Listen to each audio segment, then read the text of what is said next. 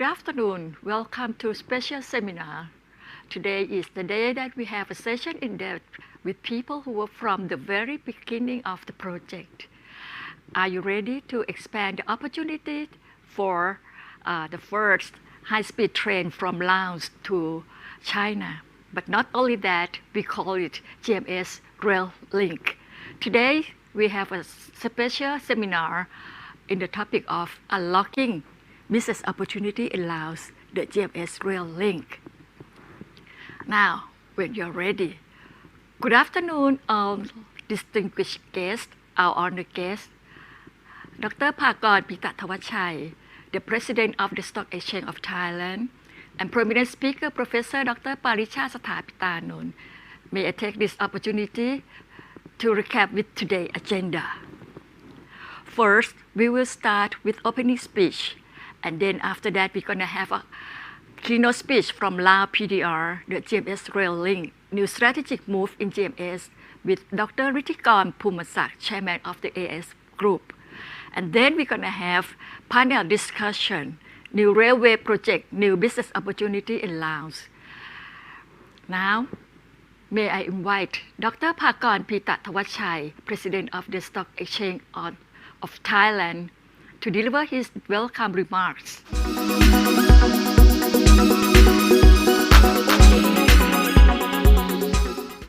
Professor Dr. Parichat Sathapitanund, prominent speakers, participants of the CMA-GMS program, distinguished guests, ladies and gentlemen.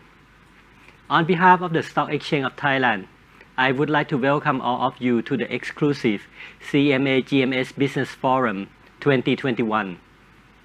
The program intends to promote regional executive education and bring together participants from the Greater Mekong sub-region, leading businesses and public organizations. GMS sub-region is rich in natural resources and cultural treasures, and that it has established itself as a fast-growing and attractive investment hub, particularly for foreign investors. The sub-region has progressed from cross-border trade of diverse merchandises to higher skill production, such as information and communication technology, transportation infrastructure, covering road, rail, and air, and regional connectivity. We should make the most of the GMS wealth by partnering and cooperating with each other for regional development in the following areas. First, nation infrastructure. Second, variety of a private and public development project that require significant funding and investment. And third, a greater collaboration between GMS countries in raising funds for the economic growth in the sub-region. The Lao-China Railway project is one of the important new strategic moves of the Lao PDR, and it has the potential to be one of the regional drivers of the economic growth and investment. This is a great opportunity that we have notable speakers here today to share their expertise, experience, and provide an update on the position of this topic. In a few hours, you will learn about Lao-China Rail Link project opportunities in the GMS sub-region, as well as how it may substantially support the sub-region economic growth. I believe that this will be a unique seminar to come up with ideas and initiatives for the benefit of each country and region. I wish you all the best, and please stay safe from the COVID-19 pandemic, and I hope to see you all again soon. Thank you. Thank you for your welcome remarks. The next session will be opening speech by Professor Dr. Parichat Sathapitanund, Vice President for Academic Affairs and Social Outreach, Chulalongkorn University, please.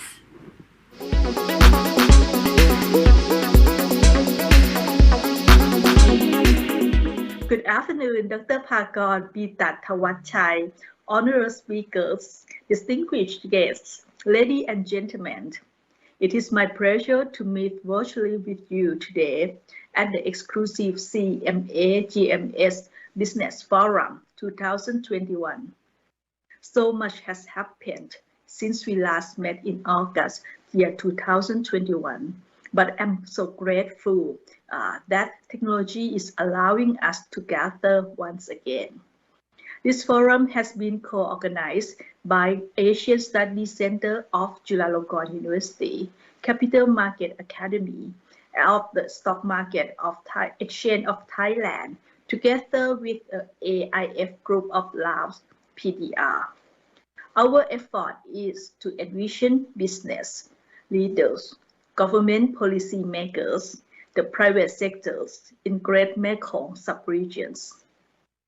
The Great Mekong sub-regions, comprising of Cambodia, China, Laos, Myanmar, Thailand, and Vietnam, is well known to be a precious and fast-growing regions. Along with the regions abundant in natural resources, close geographic connections, large consumer base, and relative low cost of labor, GMS also shows an impressive and continuing growth and emerging as an attractive destination for global investors. While the ongoing breaking of the COVID-19 pandemic is prevailing, which brings the global economics to be a slowdown, the nearest opportunity for many business owners to recover is the coming of GMS rail link in Laos, scheduling to be inaugurated on December 2nd, 2021. The Laos-China Railway is a strategic docking project between the China Proposed Belt Road Initiative and the Laos strategies to convert itself to be from the landlocked country to be a land link hub, linking Laos capital of Vientiane to the Chinese borders along with a distance of 427 kilometers. The strategic significance of the cross-border railway project launched by China and Laos could be clearer. The China-Laos Railway will speed up not only the trade relations between two neighboring countries, but also tourism, since Laos citizens can travel to China using the routes for the Chinese people to travel to Laos. It is important for me to say that we should be utilize the abundance of the GMS resources by exclusively collaborating and cooperation with each other for the region's developments, as Asian connectivity is a major part of regions and international integrations. Today, we will be guided to the business opportunity and new strategic move in the GMS by our honorable speaker from our GMS country. I hope that you find our presentation experiencing, sharing useful. I would like to express my sincere appreciation for your interest to join our session. My best wish for the productive and meaningful webinar ahead. Thank you so much. Thank you, Dr. Parichat Sthapitanon, for an opening speech. The next session will be a keynote speech from Lao PDR, the GMS Rail Link New Strategic Move in GMS by Dr. Rithikorn Pumasak, Chairman of AF Group. Please welcome Dr. Rithikorn Pumasak on stage, please.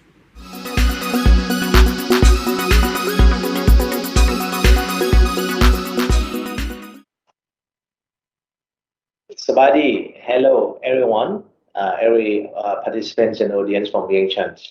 It is my honor today to represent the AF Group together with the Capital Market Academy and the Chulalongkorn University of Thailand to co-host the workshops on the GMS Rail today. I also would like to thank you, the audience, for having the interest on the GMS Rail, particularly on the this Lao-China Railway project, which is going to start the operations on the 2nd December 2021. So before I'm going to details, it's better that I talking about the background of the project first. Definitely because of the you have to understand the conditions of Laos and the geolocations of Laos itself. Laos is a landlocked country, and then we have no sea link, so we have to rely on other countries for export of our goods and also our agricultural products. And then the one of the main obstacle for trading in Laos is transportation goods, because we have to rely on truck, and then the truck cost itself is very expensive. So with that in mind, the government have always looking for the way how we can reduce the cost of the transportations. And definitely with the railway link coming, it would greatly reduce the transportation cost for goods from Laos to other country, and also the goods from other country that export to Laos. And also that can help to facilitate Laos other ASEAN product to China. And then the project itself, because of the importance of the rail link, they're going to help Laos on the exportation cost.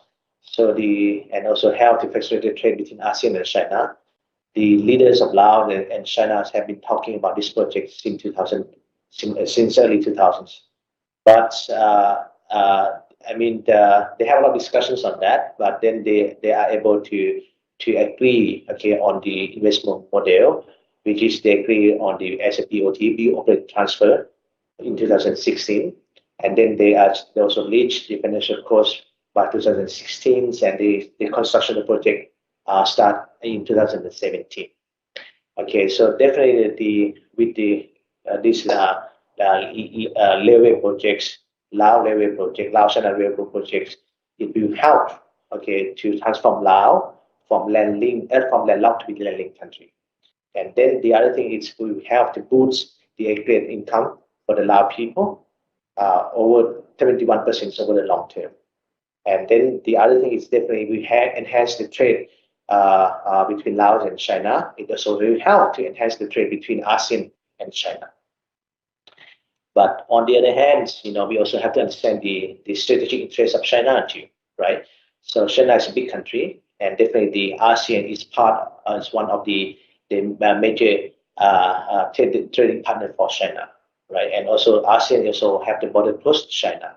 So then definitely China itself, they also focus a lot on the ASEAN cooperation, on China-Indo-China economic corridor.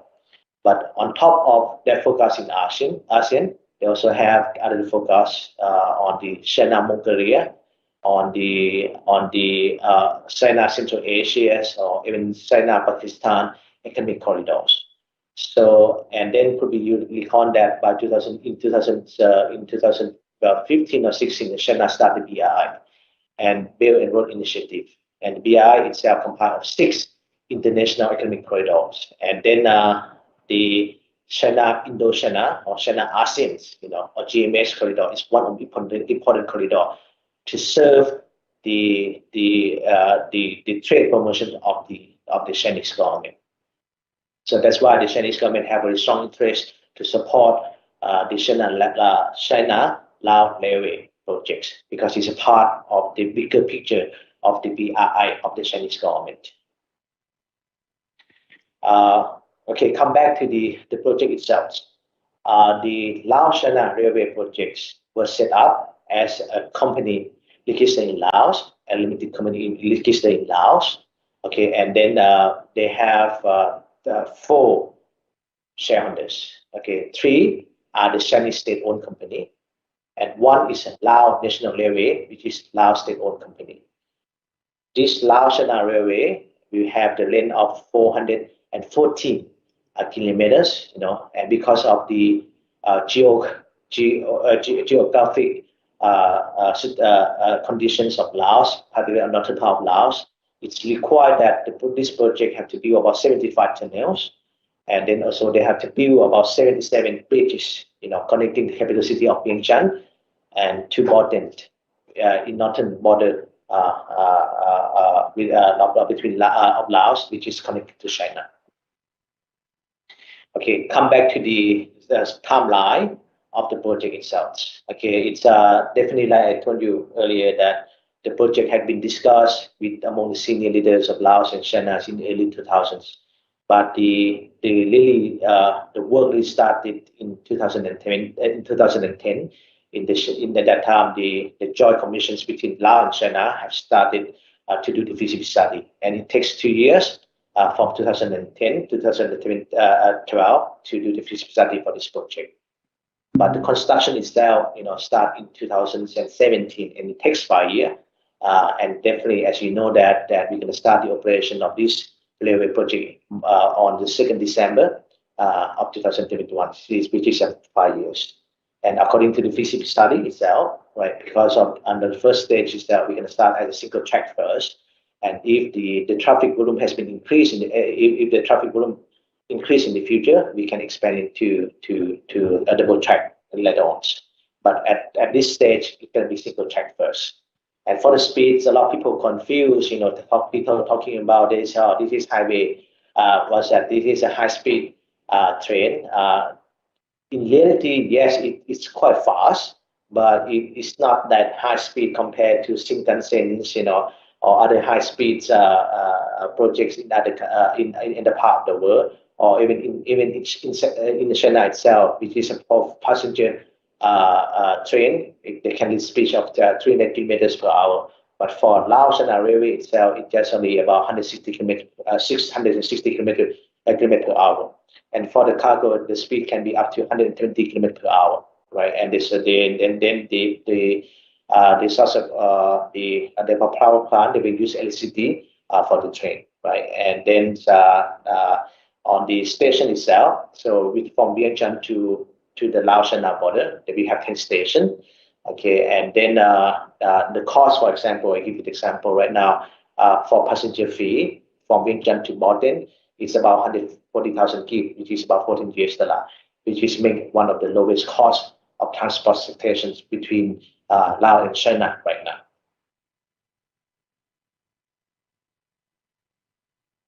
Okay, the other thing is, like I mentioned earlier, that the China-Laos railway is one of the sections, under the bigger cooperations between Laos and between ASEAN and China. So this is the part of the economic corridor between China and ASEAN, right? So this what the strategy of the Chinese government is. They really want to expand this economic corridor, expand the trades and investment between China and ASEAN, and the Laos-China railway would be helped, to promote that strategies. And then, as everyone know that this railway itself is not only finished in Vientiane, but they have the ideas of connected to on the way to Bangkok, on the way to KL, or on the way to Singapore, right? So this is the long-term plan of this economic corridor. But then another issue that we have to bear in mind that right now it's the wide of the track, what the Laos use right now and the Chinese train use right now. We use 1.435 meters of the standard gauge.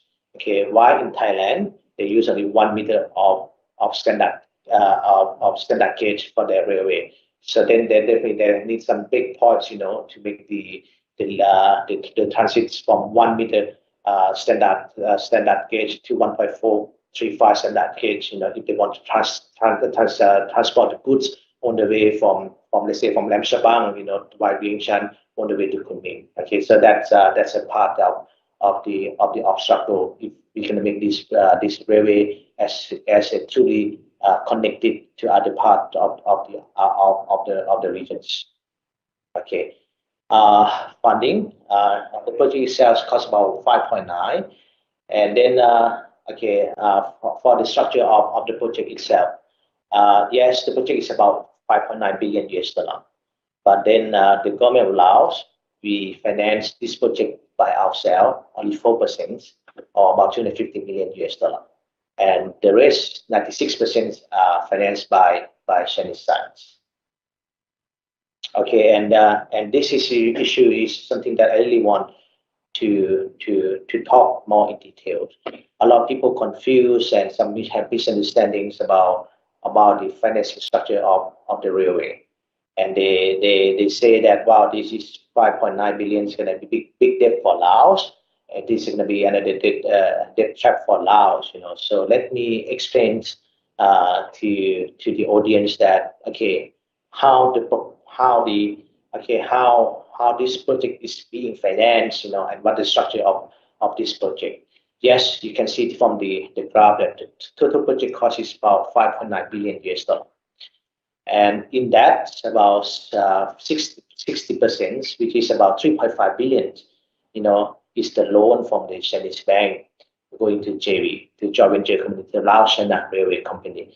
This is a limited liability company, right? And then what is the collateral of the company? Is we're using the assets of the JV, the assets of the company under the concessions, as a collateral. So simply means that under 3.5, if something's going wrong with this company, with the projects, so the Chinese lender just simply take over the project. The government do not have any liability to pay for this 3.5 billion US dollar. Okay, on the certain parts, which is over 40% of the cost, is a equity contribution, right? And definitely in this equity contribution, 1.63, well, 70% of that are coming from the fund of the investment fund from the Chinese company. And the Laos side itself, we have to contribute about 730 billion US dollar. And definitely, yes, at that time the government doesn't have enough fund. So then the Chinese side is provide the special loan, okay, to the Lao national about 480 million US dollar, right? And then and this payback itself of 480 million, for equity financing are responsible by Lao National Railway Holding Company, right, which is another limited liability company and with special terms. And the government itself of Laos right now, are required just to put about 250 million, which is about 4.2% of the total project cost toward this project. And the money that put by the Lao governments are mainly used toward the land compensation for the Lao people. So basically, in conclusion, that this project, about 96% of the project are financed by the Chinese side, and since most of the project itself are taken by the joint venture companies, or by a limited liability company. So all the debt here, okay, all the financings, if something going wrong, are not the government doesn't have the liability to pay back to the Chinese side. Okay, we were able to do that because of the strong support of the Chinese side that they really want to promote the BRI, right? So, and then the other thing I have to also emphasize that the project is a concession BOT project. So the joint venture have the right to operate the railway only for 50 years. After 50 years, all the projects have to transfer to the Lao governments, and no lenders or whoever can claim over the assets or anything of the project after the concession periods. Yes, and in the constructions of the project itself, yes, because of the know-how and technical skill of the Chinese company. So yes, six Chinese company has been selected in May, to do the projects. But then on top of the Chinese company, many of the Lao local company also taking part into doing the project as subcontractors. Well, so you see the backgrounds and the histories of the Laos China Railway. So I just like now to focus on the benefit of the project itself. Okay, there's one major benefit for Laos and the ASEAN is definitely going to cut on transportation costs, and also the travel times, for goods being transported between Laos and China, or ASEAN and China. In terms of cost itself, it will cost the transportation cost by 30 to 40% compared to road travel. And then the other thing is definitely going to expand the trade networks. We expect that the transit trade route to Laos PDR, right? By using the Laos as a transit point, we carry over about nearly 4 million tons per year of goods being transited by Laos. And then we also include the sea, because most of the goods that we export to China from ASEAN in the past are using the sea route. So we expect that about 1.5 million tons of goods will be shifted from using the sea route, we're using this railway route. And then definitely, because this is part of major BRI, part of the bigger pictures of the Chinese government on the BRI, it will help to promote the further investment into Laos and other ASEAN countries.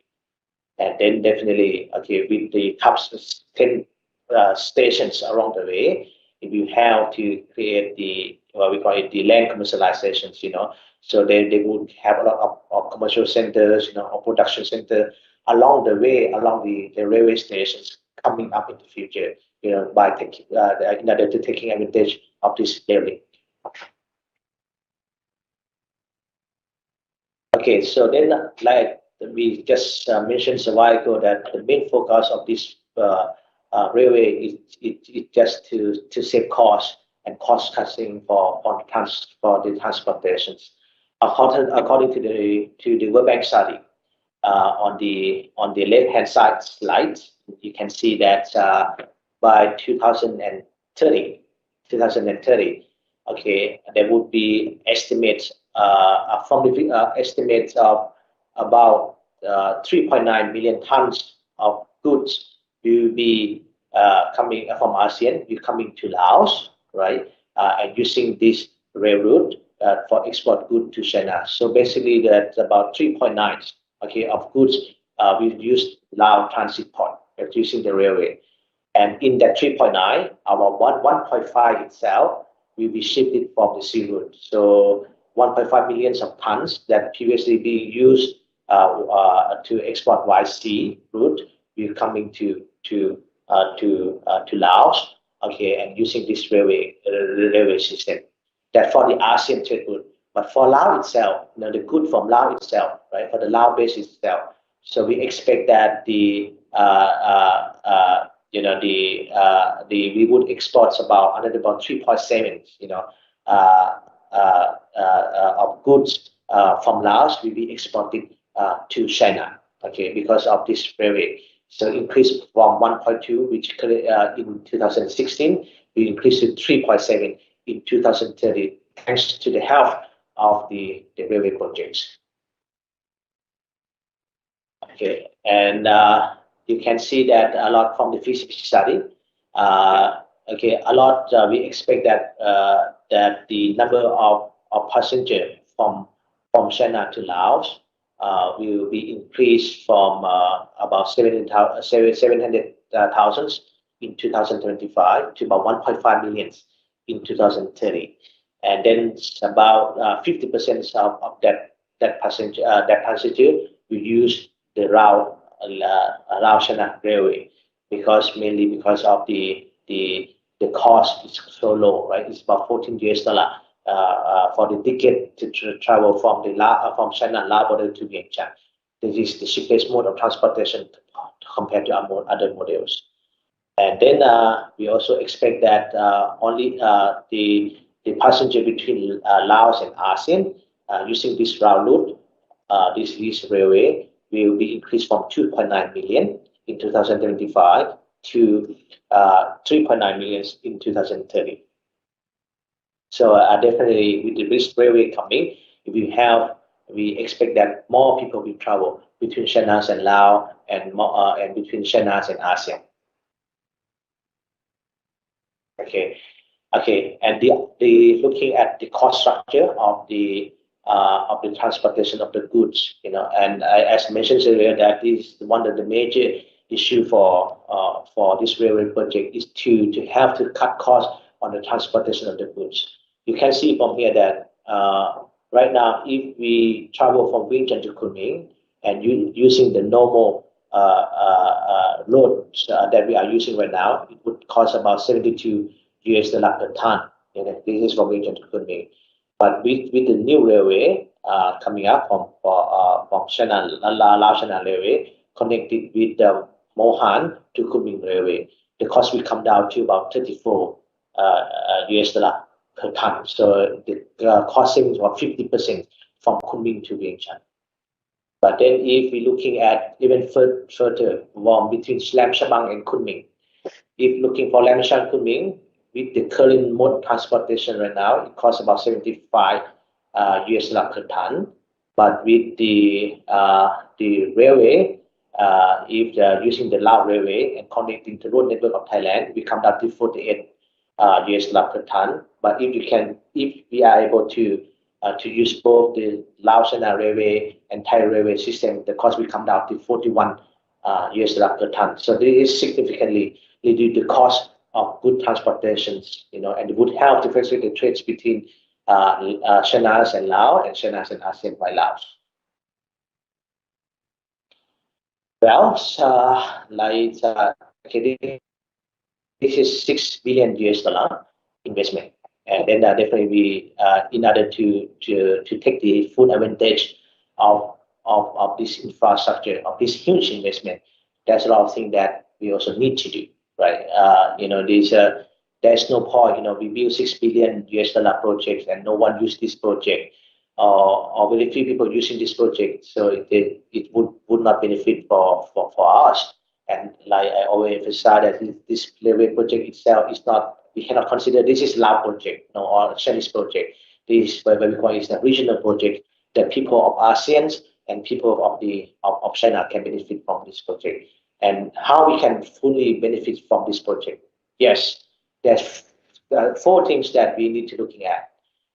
First of all, railway itself, it's just one model of transportations, and then in order for you to have complete transport system, you also have to develop other model of transportation.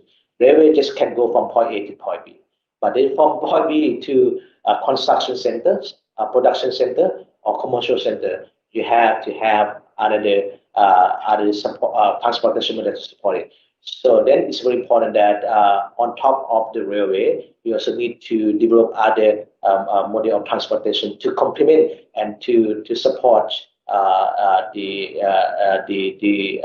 trades, and reduce the cost of the transportation. But basically, that's, yes, we have the railway, but then on top of railway, you also need to have other good bus systems or other model of transport system, to support the productions and trades.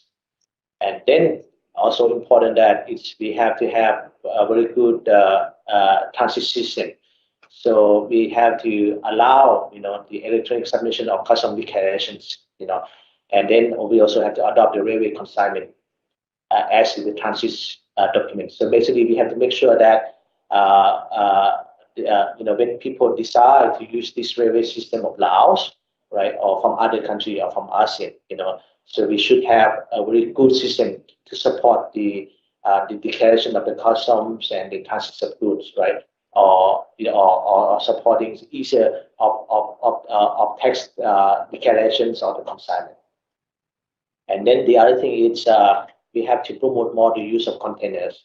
Yes, a lot of train we use containers, but other model of transportations sometimes they not rely on container that much. So we have to have more alignments of user container.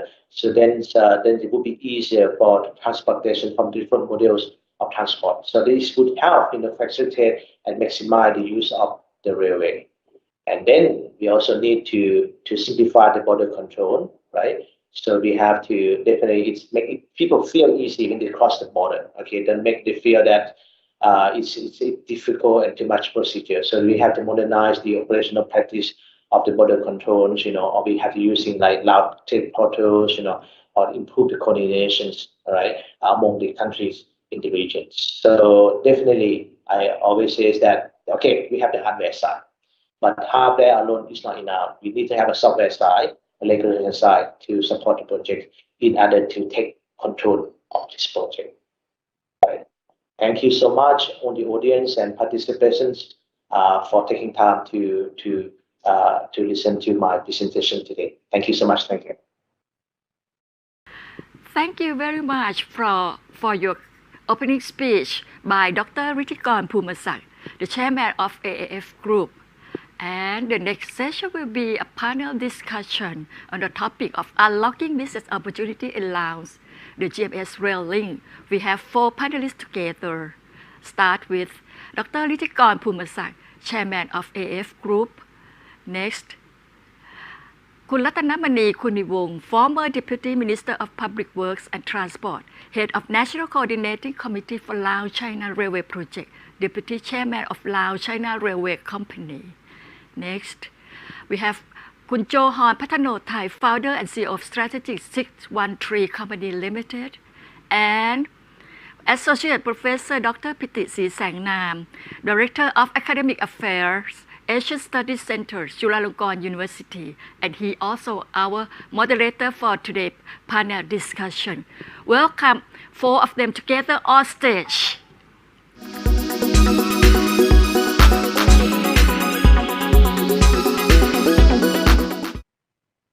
สบายดีจ้ะ Good afternoon, Sabaydi and Sawadee Krab. I would like to take these opportunities to welcome all of the participants to the CMA-GMS First Business Forums of the year 2021. This event was co-hosted by AIF Groups from Laos PDR, Capital Market Academies, ASEAN Study Center at Universities, and Stock Exchange of Thailand.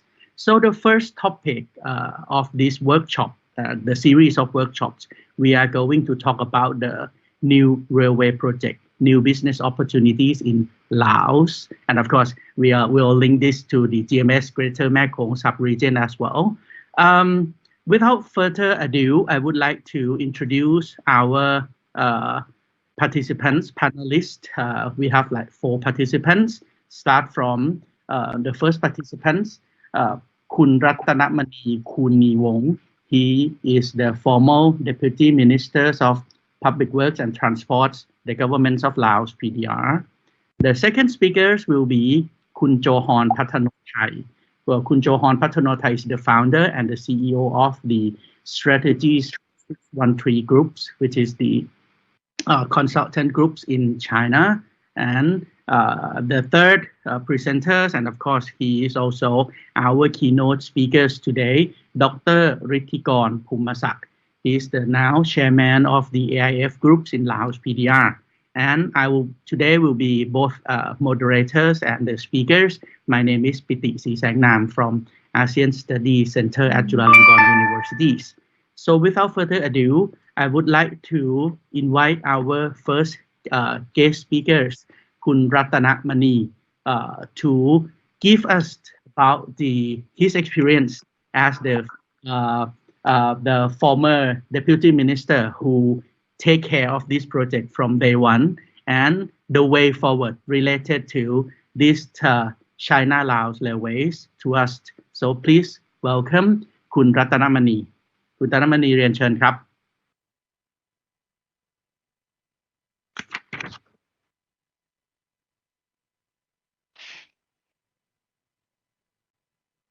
คุณรัตนมณีอย่าลืมเปิดไมค์ครับ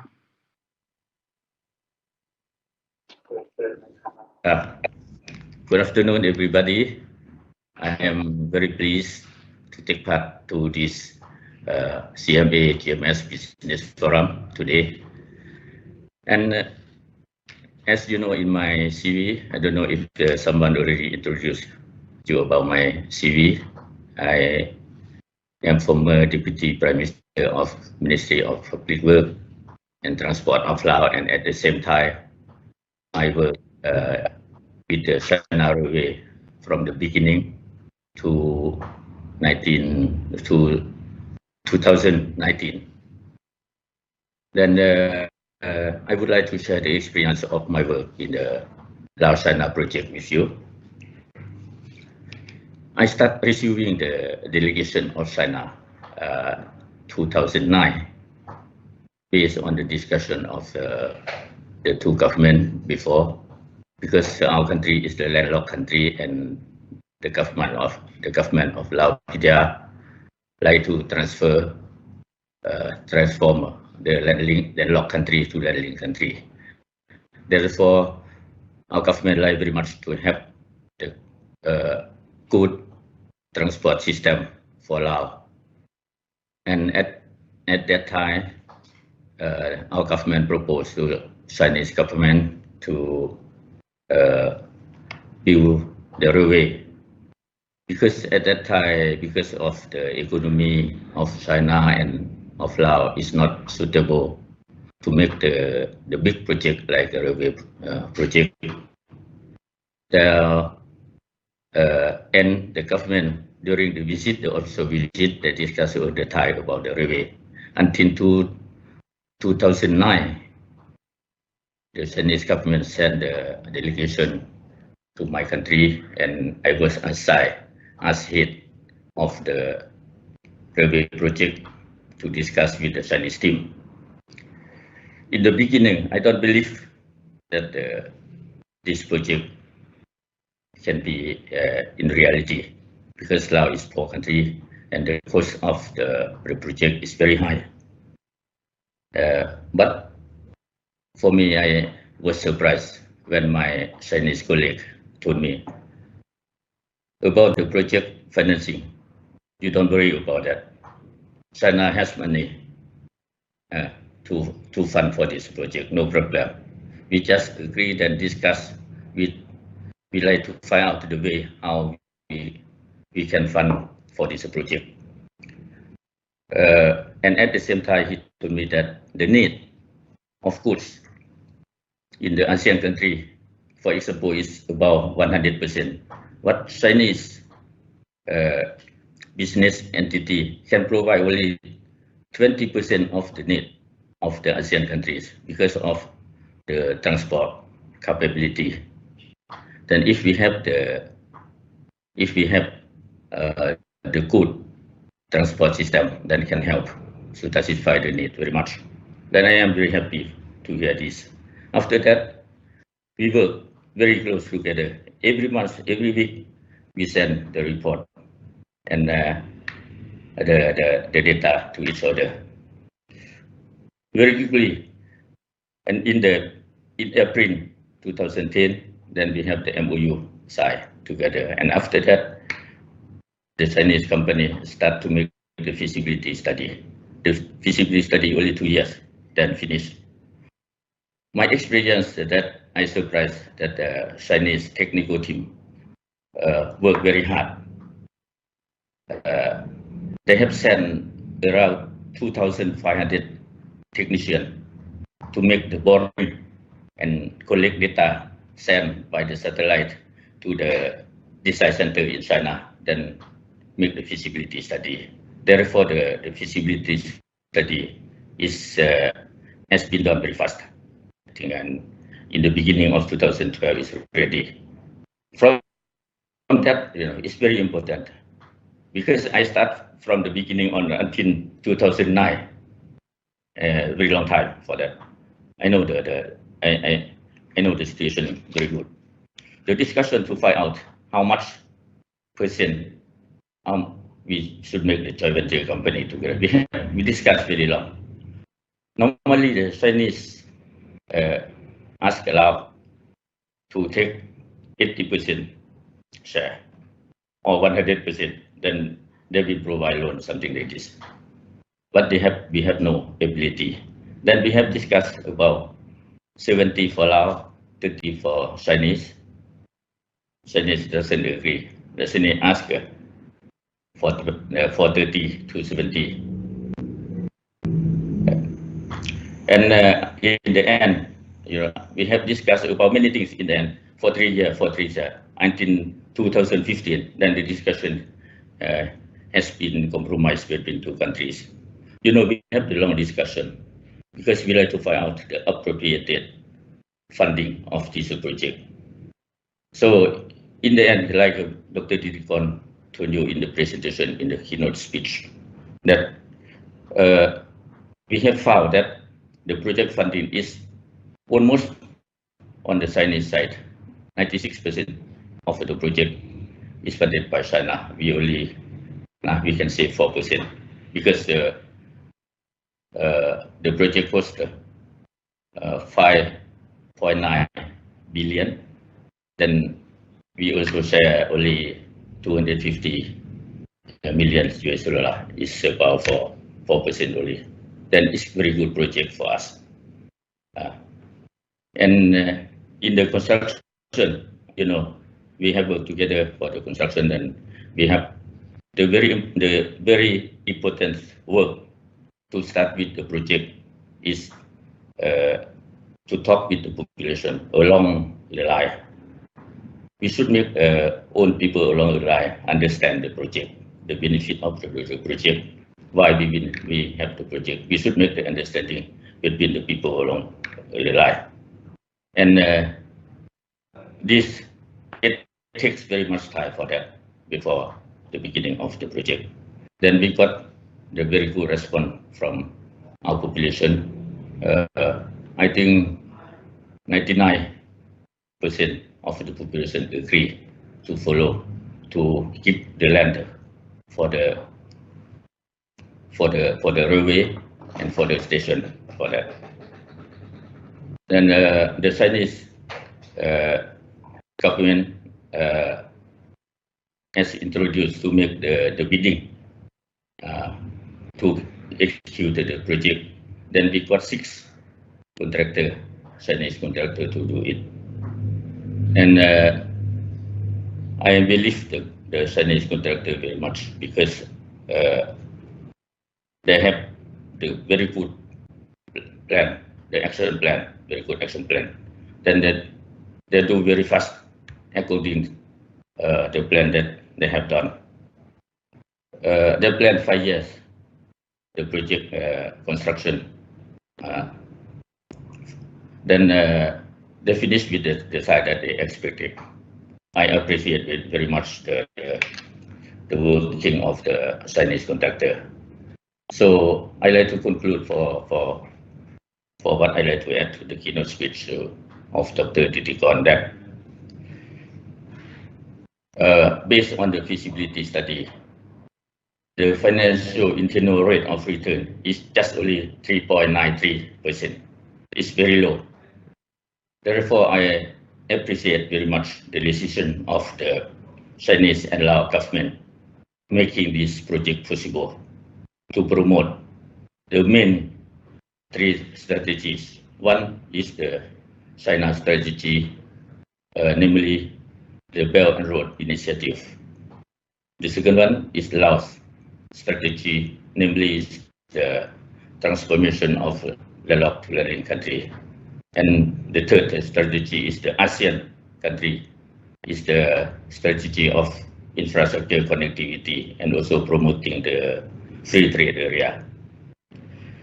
And now the railway is here, the infrastructure is here. Then we have the system of transport in kind of cheaper, faster, and can carry out big quantity of freight that can provide for us now. Therefore, I would like to invite you and that is to use this infrastructure. And you see, even Laos and China invest for this project, but this project is open for every countries, every business entity to use together and get profit from it. Thank you very much. Thank you very much, Kun Ratanamani. So Kun Ratanamani share with us the first-hand experience. He is the guys who working with this project since the year 2009 when China side proposed the idea, and then he was in place by the China team, 2,500 technicians, to study the feasibility studies within 2 years and come up with the designs of these projects. And the most important, and I like it very much, is the way Laos government try very hard to build the trust building between the governments and the peoples of Laos in order to make this project real happens. Because at the very first place, he himself, Kun Ratanamani, said it's almost like impossible. He is also not believe about this thing. But at the end of the day, we right now, in the next couple of weeks, we will see these real projects happens in Laos.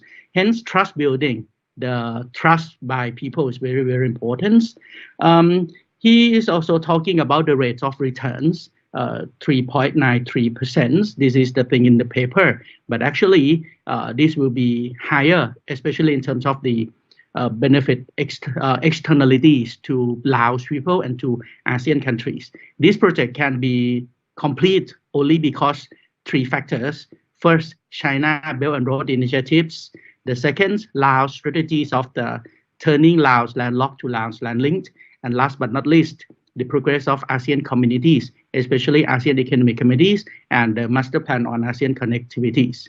Hence, this project will be cheaper, faster, and high capacities. And he hoped very much that all other peoples, not only Laos, will benefit from this project, and of course, including Thai as well.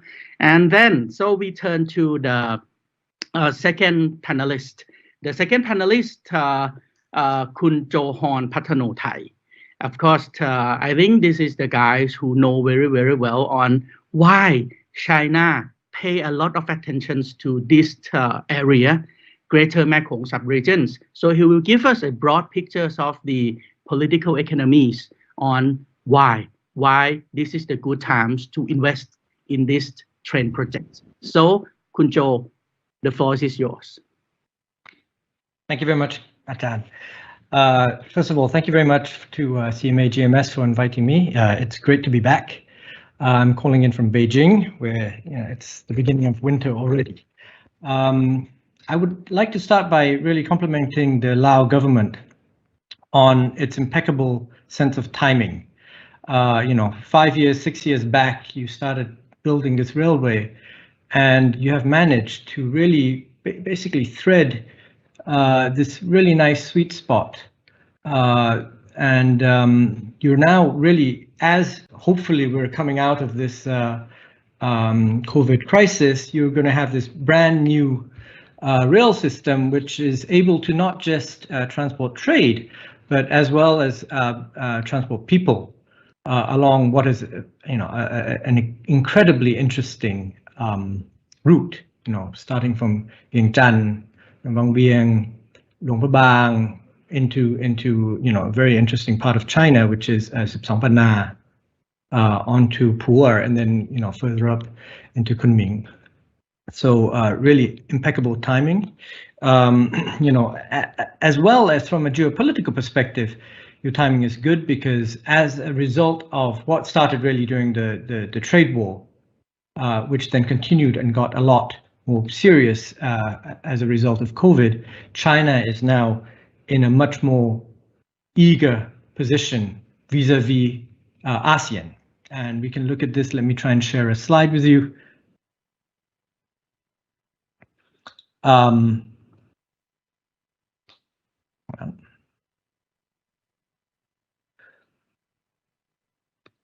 So this is kind of a simplification, but an illustration of China's worldview, and of course, China in the middle, naturally. On the one hand, it views, of course, you have this very tense relationship with the US. It also views the EU as effectively, the US, as does it with Australia and New Zealand. So these are all kind of US and et al. And friends, right? To the north, you're looking at effectively a very marriage of convenience, but also a marriage of just convenience. There is very little trust between the China and its northern neighbors. Viewing to the east, you have Japan, Korea, Taiwan. These are economies which are friendly, with albeit some political differences. To the west, you have India, and Modi used to vault India's DD, the 3 Ds, which in his sense was democracy, demography, and demand. However, the Chinese view of these 3 Ds are difficulty, dysfunction, and despair. So China's had a very difficult time in India. So that leaves ASEAN, and ASEAN is really and especially the GMS ASEAN. So ASEAN x GMS is a little bit more complicated, but the GMS ASEAN is economically very friendly. Politically more or less friendly, like it's a known entity to the Chinese, like where are the issues of contention. It's relatively stable, especially from a Chinese perspective. And most importantly, it's on the way to everywhere. And the only really missing link connecting GMS to China was this Lao-China Railroad, which is now, in a couple of days, is going to be open. And so this is really, from a perspective of Laos, it's right place, right time.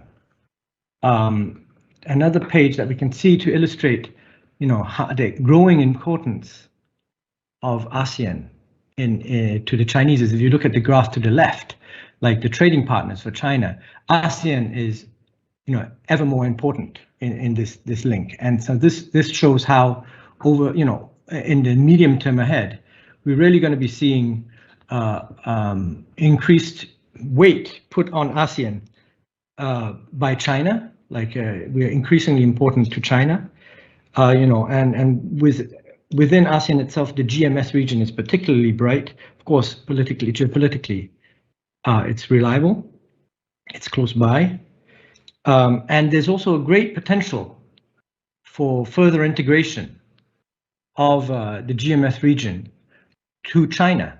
A lot of these factories have been moving out of China. Some of them Chinese factories, some of them non-Chinese factories, but a lot of them actually have ended up in the GMS region. So with this rail link, you actually have a very interesting connection into China for all these goods, right?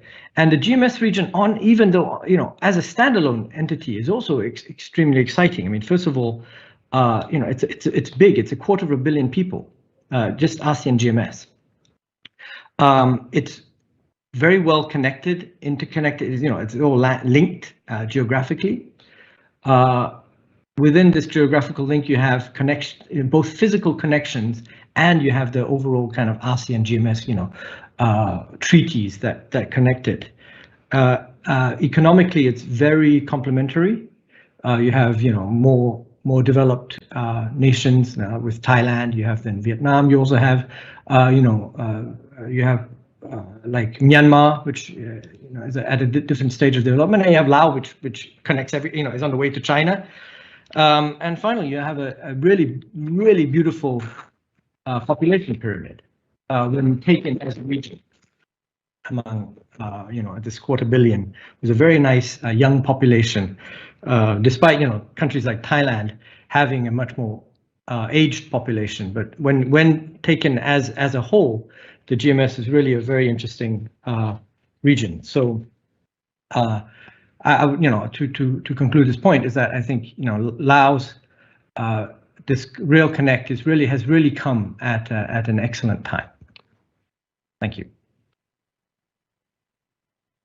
Thank you very much, Kun Jo Horn. Kun Jo told us about the Laos and this China Railway project. There's a right place, right times, because we as a global level see a lot of conflicts, especially the conflicts between China, India, EU, and US. Hence, China also needs partners, and at the same time, our regions, ASEAN, be the equal partner with partner, because we have young populations, we have young workers, and at the same time, we have natural resources. So GMS is a reliable, politically linked, as well as the close by geographical locations to China. And of course, Laos is the strategic partners because it's located in the middle of this GMS Greater Mekong sub-regions.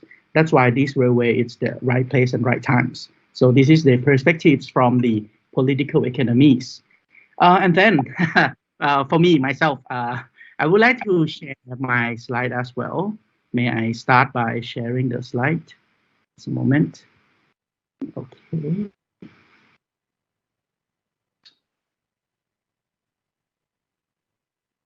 Did you see my slide?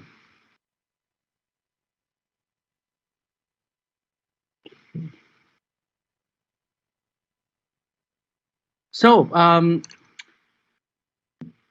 would like to start my talk about the current situations of the Belt and Road initiatives. So the Belt and Road initiatives right now is not just only linked Asia to Europe and to Africa, but as you can see now, the 21st century maritime Silk Road seems to expand to include South Africa as well. This is the largest, the biggest mega project that connect the world together, and of course initiated by China. In our regions, we did talk a lot about the China railways, and this China railway was talked for so many times already. And at the same time, we also see other economic corridor. For example, we see the trains railway that can connect Beijing to Oslo. This is the economic corridor that links China to Western European countries. It takes only 15 up to 18 days to transport one container box from any places in China to Western Europe, to Eastern Europe, and to everywhere in Europe.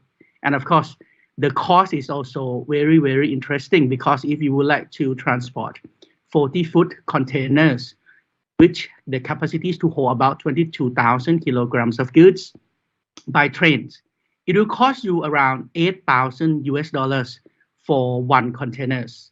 Compared to the sea transportation will cost you only 4,000. But this is the price, this is the freight cost earlier before the COVID-19 pandemics.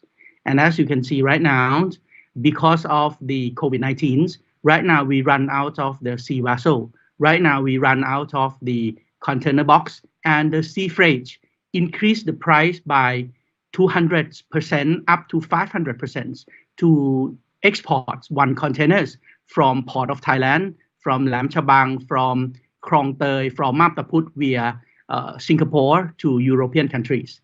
Hence, if the price goes up by 200%, that means it will be equivalent, it will be equal to transport by trains via China to European countries.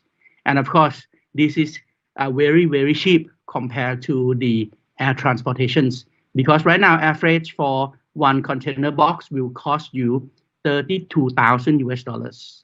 Hence, in terms of price efficiency, train will be the next mean of transportations that Thai companies, Thai business people may need to pay more attention. And of course, we are under the situation so-called climate crisis. And with the climate crisis, the new kinds of trade barriers, especially the trade barriers that related to trade, to logistics that affect the environmental issues, will be highly concerned.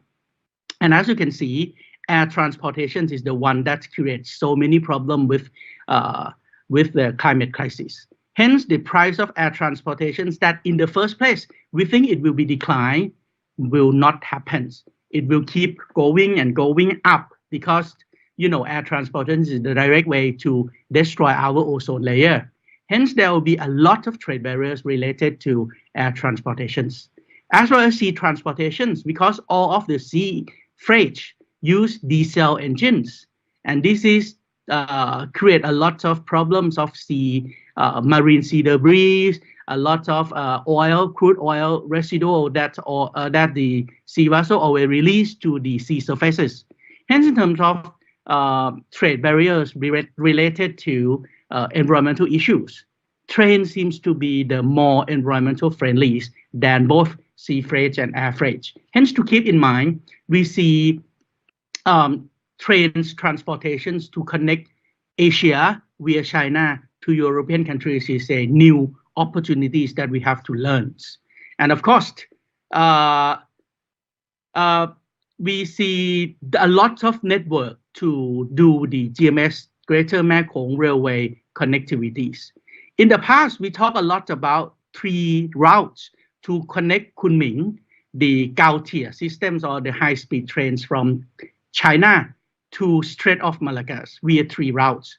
The first one starts from Kunming on the western route via Wuxi to Hue and Lao Cai in Vietnam, then to Hanoi. And nowadays, you see the real freight from Hanoi to Kunming and to European countries.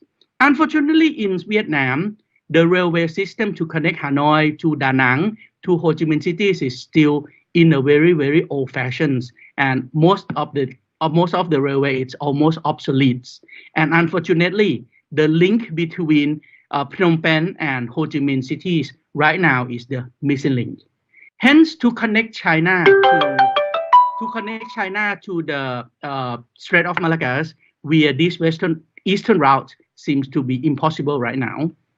For the eastern route, we see Kunming to Ta Li, to Rui Li, and then Muse, La Chiao in Myanmar. From La Chiao in Myanmar to Mandalay, Yangon, and to Tanbu Sayat, which is located opposite to the Three Pagoda Pass, and then direct to Nam Tok Station in Kanchanaburi, Sayok to Bangkok. Unfortunately, this route, the link between Tanbu Sayat and Nam Tok is not progressed at all, and it seems impossible to happen. That's why the central route for the railway to connect Kunming to Laos and then to Thailand, and then in the futures to Strait of Malacca is the only hope to connect China to the Strait of Malacca. And as Kun Jo already mentioned to you earlier, this is the thing that China needs very much under the environmentals of geopolitical conflicts. And of course, talk about China, I cannot compete Kun Jo in terms of data. Talk about Laos, I cannot compete Kun Rithikorn and Kun Ratanamani in terms of data. So I will change my topic to lesson learned from other China trains project that invest abroad. We focus on, we talk a lot about China trains that link China to European countries. But actually on that route, China didn't build any new parts. They just use the old parts of each countries that already have railway to link together. Hence, the only continent that China really invests is in Africa. And the first project that China invests in Africa is so-called Tassara Railway. This Tassara Railway links Zambia with a lot of copper. You imagine like Laos, PDR, they are very rich in terms of natural resources as well. But Zambia is the landlocked countries, exactly the same situation as Laos, to Tanzania. Why you have to link Zambia to Tanzania? Because this project was built in 1950s during the Cold War. And at that time, Namibia, Botswana, Zimbabwe, and South Africa, including Mozambique, are ruled by the white minorities governments with a system so-called apartheid. Apartheid means you are so racist. You are not allowed black people, the homeowners of the continent, to enjoy any facilities built by white peoples. Hence, China see these political issues and would like very much to help their brother in Africa. So China built this Zambia-Tanzania Railway, or the Tassara Railway, because at that time, US, Russia, Canada, European countries say no and turn down to this proposal. So China give away the money at that time in 1970s, equal to 406 million US dollars, equivalent to now today 2.7 billion US dollars. At the very first place, this railway is a boom. This is the longest railway in Africa continents. The capacity is very high to transport copper from Zambia to Tanzania. Unfortunately, when environment changed, no more Cold War, Namibia gained independence. So nobody would like to use this railway anymore. Nowadays, they use road connectivities to connect Zambia via Botswana to Namibia, or to South Africa to Mozambique. Hence, the total value of trades via this railway dropped to only 2% of the railway design capacities of 5 million tons per year. Hence, what we learn right now is that when you see railway connectivities, you also need to think about other kinds of means of transportation as well. And this also confirms the thing that Kun Jo already explained to you about the political link. Because when the political environment changed, this railway may be nothing. Nobody would like to utilize it anymore. The next railway that China built in Africa is the one that connects Addis Ababa, which is the important cities in Ethiopia, to Djibouti, a very, very small country at the gateway of the Red Sea. Because Addis Ababa, Ethiopia is also the landlocked countries as well. And this is the same model that China planned to use in Laos at the first place, like Kun Ratanamani already mentioned to you earlier about why don't Laos own this railway for 100%? And this is the same thing. Ethiopia owns 75% of share, Djibouti owns 25% of shares, and loaned by China, and use the China Railway Group Limited and China Civil Engineering Construction Corporations to build the railway. And of course, the idea of to build this railway is build cheap railway first, because it's easy, because it's quick, so it can operate within a couple of years. But the problems occur because it built only railway without inter-country coordinations, without cargo terminals, without infrastructure for hanging a bulk goods and fuels. Hence, nobody used this railway. And of course, right now, the debt to Ethiopia government is about 1/3 of the annual state budget. Of course, I will be blunt, I will be straightforward for my talk. But the thing we learned from this case of Addis Ababa Djibouti railway is that to link landlocked countries to the gateway, you need not just the railway, you need cargo terminal, you need infrastructure, you need inter-country coordinations. Hence, for this railway to link China to Laos, that means there must be another part of railway that link Lao landlocked to Lao land link to the gateway. And this gateway may be Strait of Malacca, Singapore, Malaysia, or Lam Chabang in Thailand. That's why this is a thing that we have to keep in mind. The third one, this is a very, very success stories, because this is the railway that link Mombasa, port cities of Kenya, to Nairobi, the capital cities of Kenya itself. And this is just only the train project that happens in one country. This is very success. Of course, one of the loan was foreign aid loan provided on a concessional basis. That's been very, very low interest by China, while the others was below market rate preferential export buyers credits. That means China, in exchange for low interest rate loans, they would like very much to use Chinese-made products. And of course, sometimes Chinese labor as well in order to build this railway. And of course, the Kenyan government is also very, very smart. So they negotiate until they get 40% of the total project cost, or about 130 billion Kenyan shillings, would be spent on local supplies, including sand, cement, electric cables, galvanized iron, and steel. That means if you would like to continue building the railway from Laos into Thailand or other places, you need to negotiate. And you negotiate until you get what you need. Hence, this is the thing that we need to understand.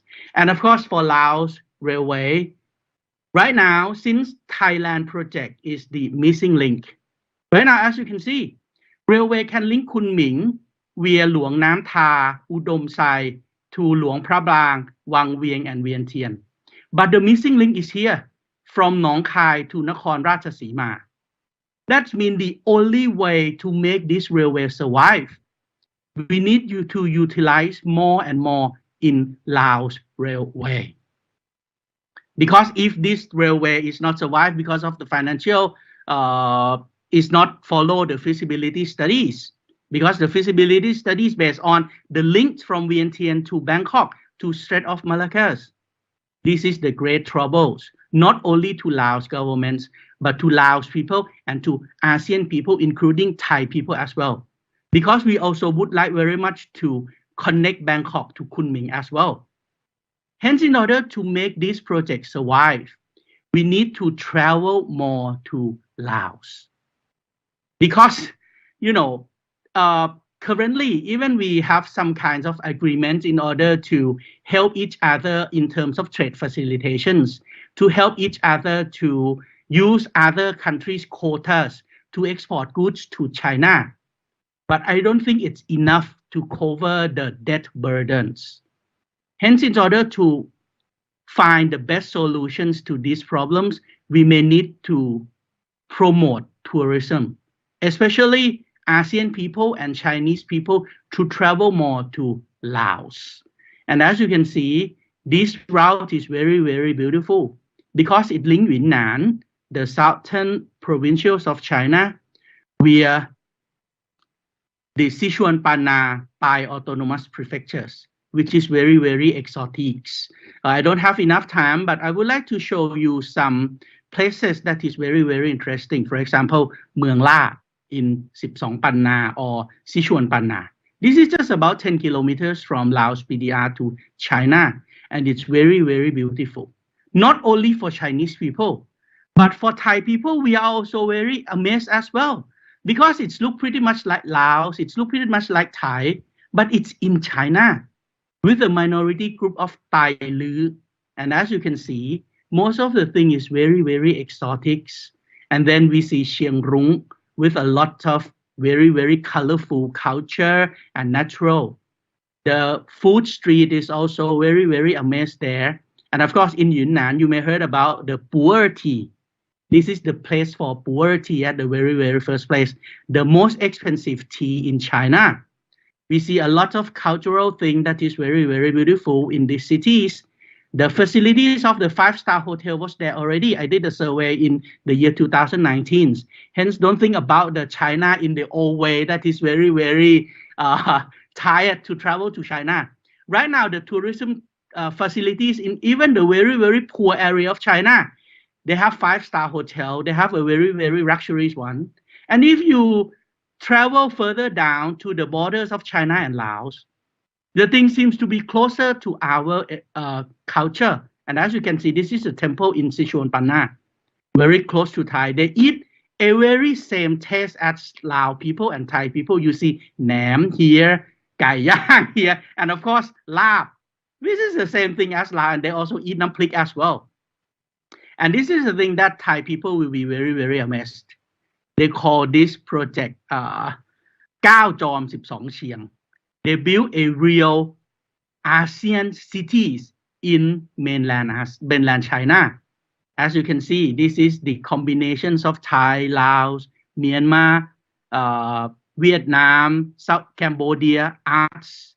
They sell ไส้กรอกอีสาน They have ตลาดนัด They have ตลาดน้ำ They have Thai style, Lao style, Cambodian style, traditional dance. They have liu lian or durian to sell in all seasons. They have even som tam to sell use, as well as this icicle. Hence, this is the thing that is very, very important, that if we would like to keep this railway to be performed, we need to promote tourism. And this is the thing that I see in the year 2019. In Luang Nam Tha, there are also very, very interested place. For example, you see the Nam Ha National Protected Area with a lot of exotic animal, as well as the nice cave and waterfall. You see Pratat Luang Nam Tha. You see Wat Ban Luang Chiang Chai, which is very, very beautiful in terms of cultural and socio-economics. We see Pratat Tieng Tung. We see a lot of street food that is very, very interesting. And then Udom Sai. In Udom Sai, right now, we see a very, very good point where Mae Khong rivers connect to the other rivers in Laos. They call this area Pak Bang. At Pak Bang, they have 5-star hotel facilities already. It's very, very nice. You can see this is the hotel room with swimming pool and villas. It's very nice. And the cultural tourism there is excellent. As you can see, this is more like a Bai Si Su Kwan by Laos people to visitors. And this Pak Bang and Pak Vieng will also allow you to drive from Udom Sai back to Thailand via Nan province as well. You see, there are a lot of cultural tourist places. There are a lot of nice temple, as well as the Nam Kat National Parks. Nam Kat National Park is very, very beautiful, and the temperature there is cold all year round. The temperature is about 18 degrees Celsius. And of course, in the winter, it will go down to 1-digit degrees Celsius. And this is the thing that Southeast Asian people need very much. And this trend will bring us closer to this tourist place, as well as Vientiane and Vientiane, that you guys know already what is the tourist spot in these two big provinces. So in order to keep this trend alive, we need to help each other, China, Laos, Thai, and ASEAN countries, to promote the utilizations of this trend, as well as helping each other to equip it with trade facilitations in terms of rules and regulation concordance, the harmonization of trades measures. This is the thing that we need right now in order to enjoy and benefit from this railway together. So thank you very much. I think I take a little bit long time for my presentations, but so I will not conclude my presentations, but I will ask Kun Ratanamani to reflect about what from his keynote speech and what he learns from Kun Ratanamani, from Kun Johan, and of course from me.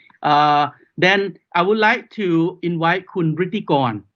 He is the keynote speaks, and of course he already listens to 3 of us. So I would like him to reflect his feelings and of course maybe the way forward about this train projects and the business opportunity that Thai people, Laos people can enjoy together. So Kun Ritikorn, the floor is yours, sir.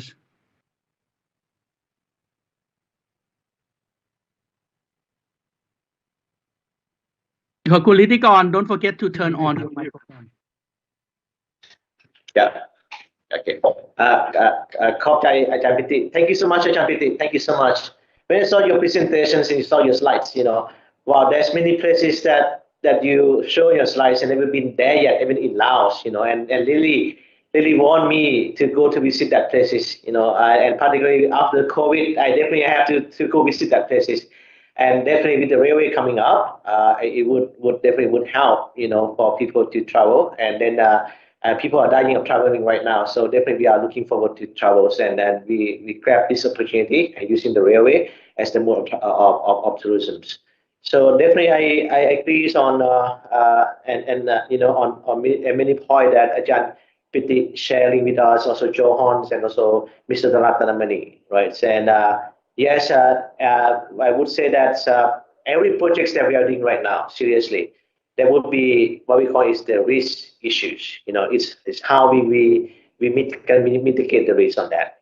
And like I mentioned earlier on that, okay, whatever we invest, the money we put into this project, 6 billion we put in this project, how are we going to make this project really worth for the Lao people and worth for the ASEAN people, right? That is very important on that. Otherwise, it would be what we call it a debt monuments. If we don't use that carefully, it would be just debt monuments. So I strongly agree on that. It's the case you're talking about Africa countries, how are we going to manage that?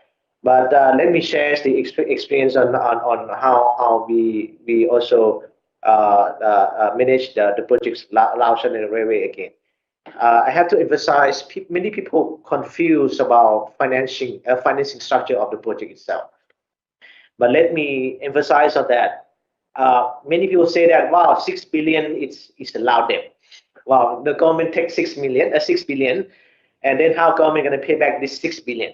Okay, so let me emphasize that here, yes, the one that borrow the money right now, the major part that borrow the money right now, it's is the entity, we call it JV, joint venture, right?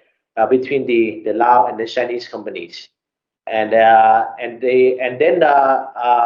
this is a limited liability company, right? So let's say that if the project fail, okay, if the project fail, it doesn't mean that the Lao government have to pay 6 billion back to the Chinese government. No, it's not that way. If the project fail, the lender just simply come and takes over the project companies and manage the projects or sell the projects to whoever. So the asset itself is going to be transferred back to the Chinese lender, and for the Chinese lender to manage that. So it doesn't mean that 6 billion, it's government debt. No, it's more on the joint venture debts, and then the government doesn't have any obligations to pay back to the Chinese side if it fails. Okay, and let me make clear on that right now. Okay, this is a limited liability companies. Yes, the other thing is people talking about, oh, the Lao, we have to use the mines, to control the projects. We have to, to use other resources to control the project. It's not true.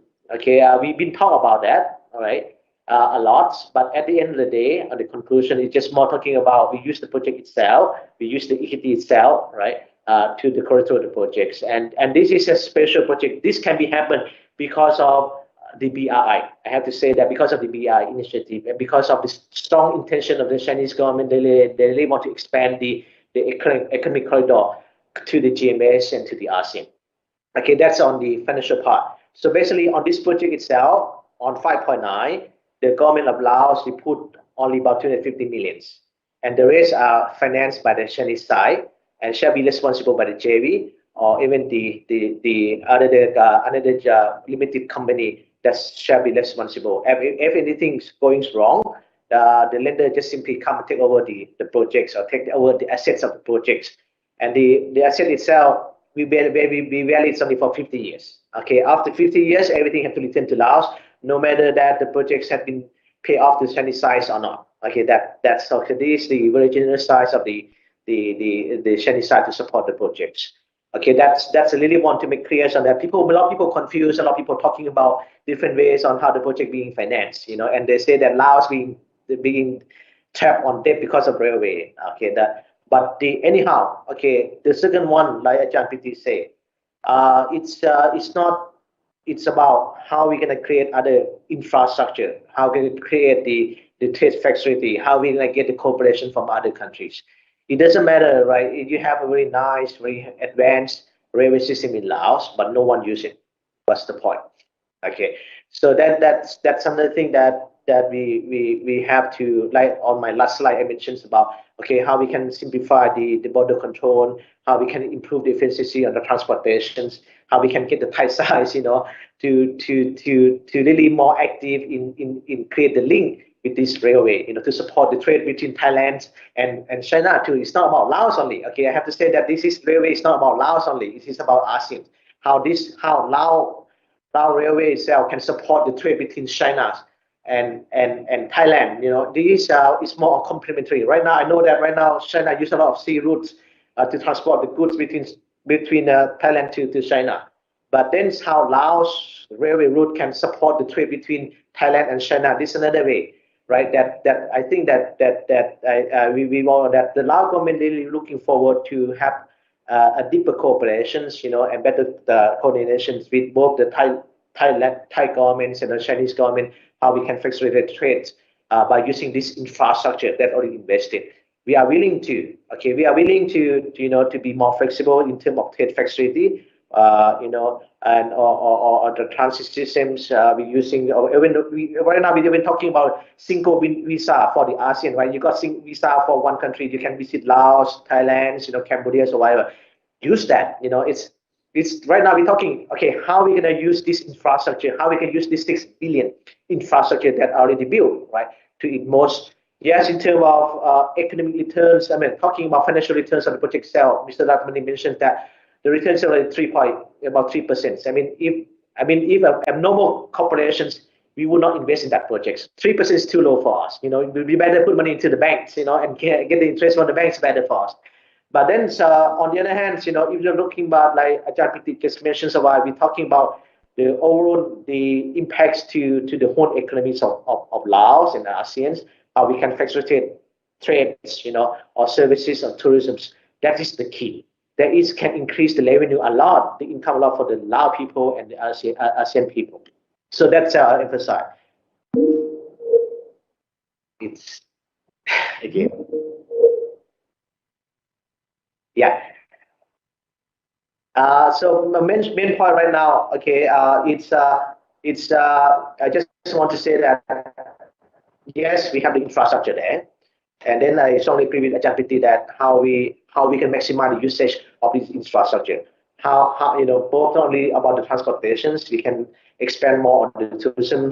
How we can improve the link, the border control, the transit systems to make it easier, all right, for business to export the goods or to transit the goods while by using this Lao railway. Okay, and the other thing is how Laos, Thailand, and other countries in the region can increase our cooperations and using this facility together. That's I really want to emphasize.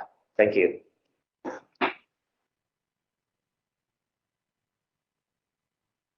Thank you very much, Kun Wittikon. I think all of us agree that this is very, very important. We see this railway project is not only China or Laos project. Actually, this is more like an international project that we can help each other, assist each other to find the positive solutions in order to gain benefits like positive sum games for the whole regions. So I will go back to Kun Ratanamani again. If you have anything to respond, you would like to share more idea, especially the way forwards for the second round on this topic on how to, for us, Thai peoples, ASEAN peoples, Laos people, and Chinese people to see and gain benefits from this railway. So Kun Ratanamani, please. Don't forget to turn on your microphone, sir.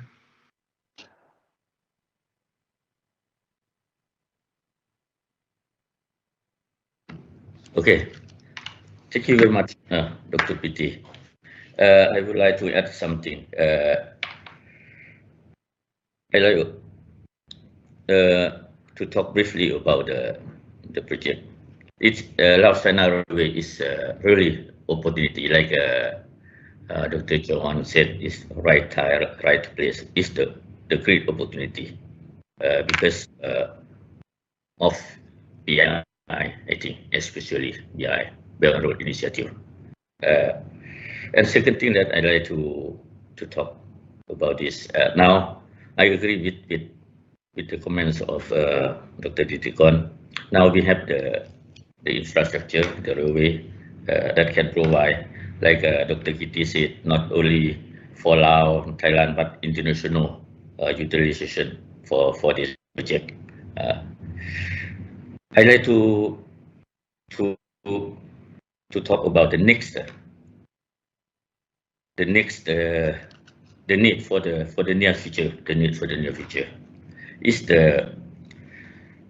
how to fill the gap of the infrastructure. Like Dr. Piti said, we need the container yard, we need the storehouse, we need some infrastructure that necessary to facilitate the transportation. And more than this element of infrastructure, I think the transport facilitation is more important. Before we understand the transport facilitation, only the simplification of the custom system, simplification of procedure, documentation, something like this. Now, because of the COVID-19, under the transport facilitation is the simplification of the COVID-19 prevention measure system is needed. So therefore, all these 3 points we need in the next future to come together and discuss how we can use this Laos China Railway efficiently to benefit for all I think the Laos China Railway Company is welcome people-owned companies to discuss. I think the Laos Railway Company pay attention not only shareholder, but they should pay attention own stakeholders to promote this project. I'd like to add to this point. Thank you.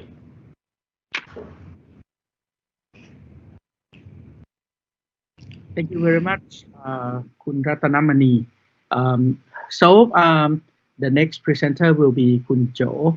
Kun Jo, I would like you to elaborate more about from maybe China point of view, and of course from the Thai perspectives on how to get the full benefits from this railway, and of course the changing, the dynamic changing is not only from the geopolitics, but of course from the domestic situations that happens in China as well.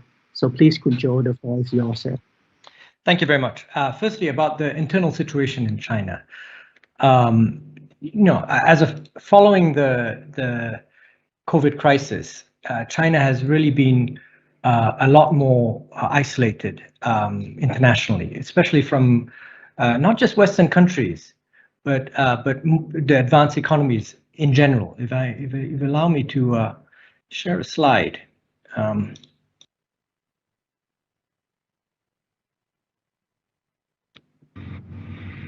Here. This is a percentage of favorable views on China versus the US. This is asking all these, on the left, you can see the list of countries that were asked, and the percentage of people polled who had a favorable view of the US versus China. And you can see among all these people, China's in the red, with two exceptions, of one being Greece and the other being Singapore. And really just in the case of Singapore, among these advanced economies, is China polling more favorably than the US. So this negative sentiment of China is going to lead to, at least in the medium term, China having two effects. Firstly, it's going to slow China's growth. China can rely on its own internal consumption for a while. That engine is not going to last forever. China is, facing a certain, high amount of challenges internally. You have a very, the real estate situation is quite tense. China has been trying to fix its real estate woes, and it inevitably leads to bankruptcies amongst these huge real estate companies such as Evergrande, being at one of the ones in the press recently. So China is isolated, increasingly isolated, and increasingly under pressure economically, and so it makes perfect sense for this southern route to be opened up. And this, in Chinese they say 南向 policy was already in place before the COVID crisis, and I've been invited to Chengdu, Chongqing, Kunming, Guangxi, all these places where it's really their stated policy of looking south. Nanxiang means looking to the south, and that means to us, to the Thais, to Laos, to GMS in general, and beyond GMS to ASEAN. Let me close this. What is that? So that's a situation driving really this closer and increasingly close partnership between the GMS region and China over the medium term. Now, this partnership, it is that is increasing as a result of this rail, comes principally from two parts. Firstly, is the tourism, which Dr. Pitti was so kind to share pictures of all these beautiful delightful places along the way. I'd like to add that it is delightful, but it is also very niche. As I understand, it will take 15 hours on the train to get from Vientiane to Kunming.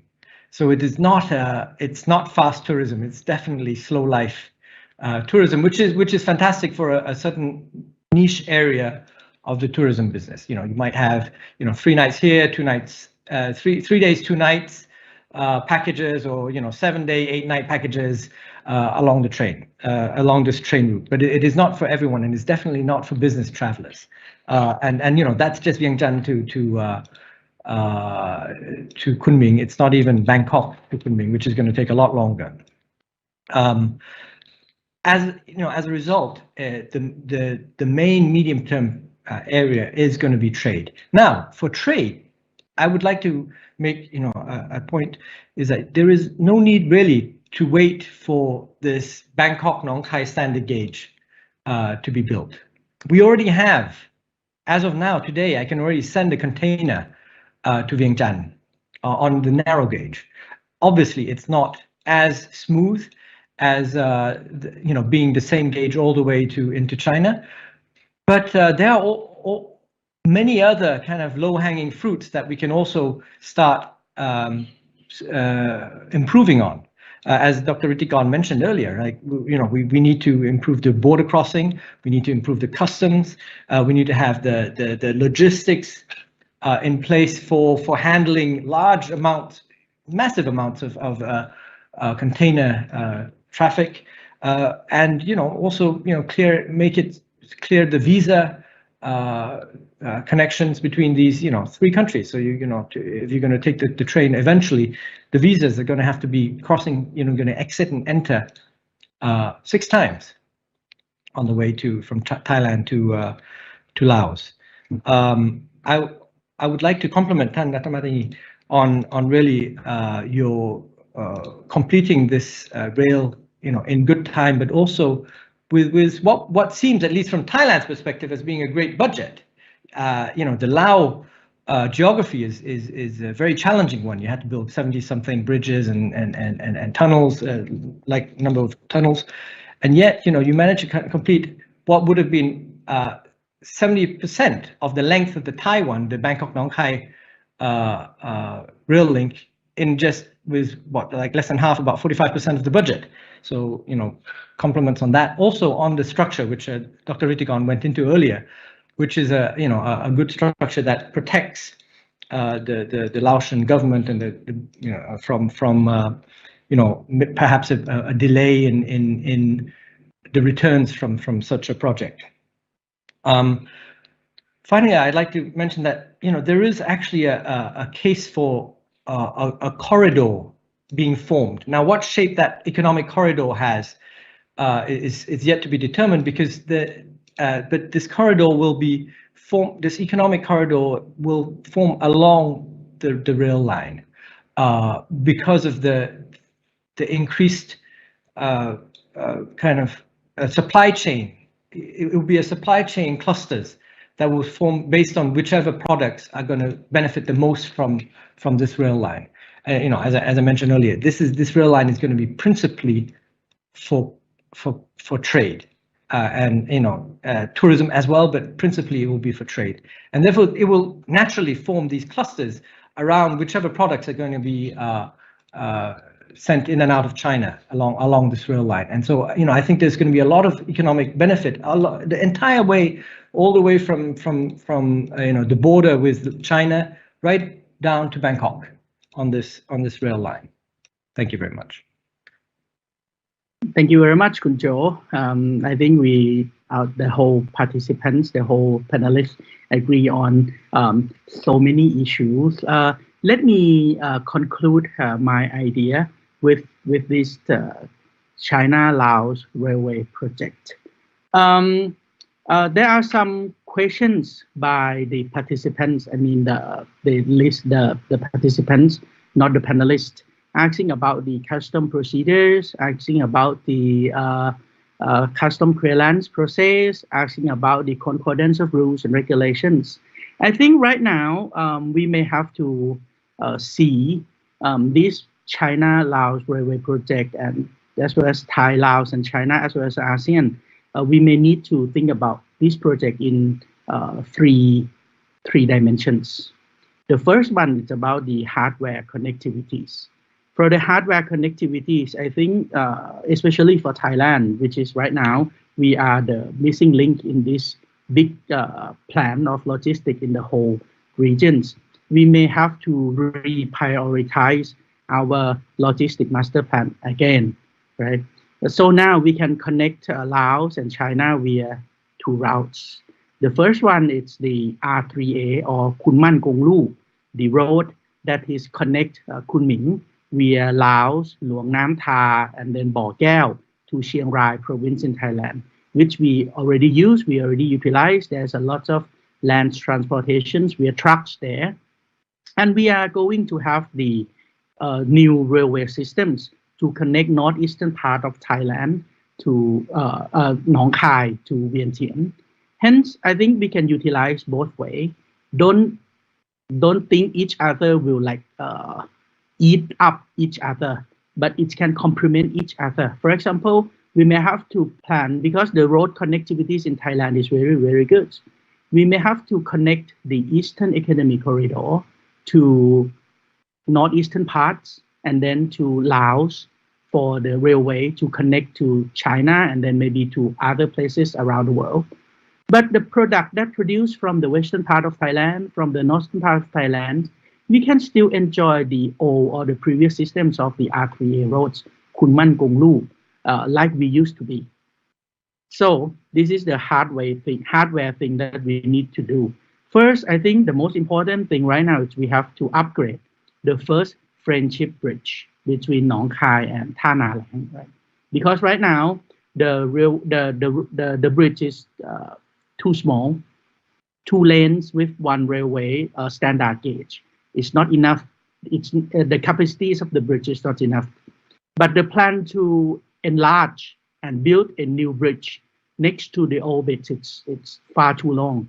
We may have to reprioritize and build this bridge earlier.